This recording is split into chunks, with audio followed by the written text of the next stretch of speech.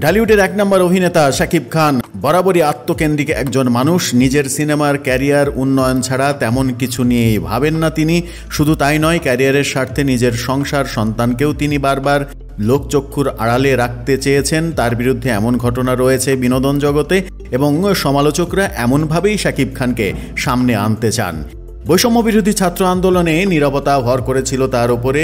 একেবারে শেষের দিকে এসে ছাত্রদের আন্দোলনের জয় যখন প্রায় নিশ্চিত, সেই সময় তিনি সামাজিক যোগাযোগ মাধ্যমে একটি দায়সারা পোস্ট দিয়েছিলেন বলে অনেকে সমালোচনা করার চেষ্টা করেন। অন্যদিকে দেশের বন্যা পরিস্থিতি যখন চরমে, দেশের সংস্কৃতি অঙ্গনের তারকারা যখন বন্যা পরিস্থিতিতে নিজেদের সামর্থ্য অনুযায়ী ত্রাণ সহায়তা দিচ্ছেন, নানাভাবে সরব থাকছেন, শাকিব খানের নীরবতা তাই প্রশ্ন তুলছে।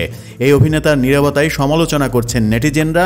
এক নেটিজেন শাকিবকে উদ্দেশ্য করে লিখেছেন, আপনি শুধু টাকাই ইনকাম করে যান, আর কিছুই ভাবতে হবে না। অন্যজন লিখেছেন, দেশের চরম দুঃসময়ে ঘুমিয়ে আছেন ঢালিউড কিং শাকিব খান, এভাবে সবসময় দেশের বিপদে ঘুমিয়ে থাকুন।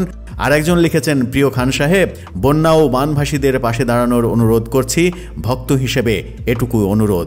এদিকে বন্যায় নীরব থাকলেও নিজের সিনেমা নিয়ে শাকিব কিন্তু সরব। সম্প্রতি মালয়েশিয়ায় মুক্তি পেয়েছে তার অভিনীত তুফান, সেটির প্রচারণা নিয়ে ফেসবুকে চালাচ্ছেন তুমুল প্রচারণা। সেখানেও তার ভূমিকা নিয়ে প্রশ্ন তুলেছেন অনেকে।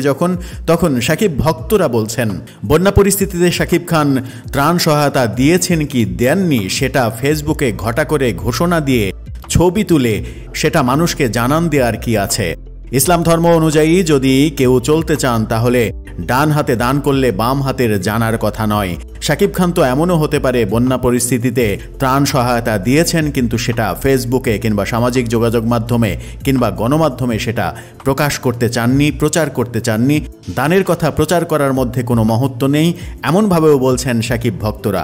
আসলে কি বন্যা পরিস্থিতিতে সত্যিই কি শাকিব খান নীরব, নাকি তার নীরবতা শুধু প্রচারে? এই ব্যাপারটাতে তিনি অন্তত প্রচার বিমুখ থাকতে চান। কোনটা সত্য?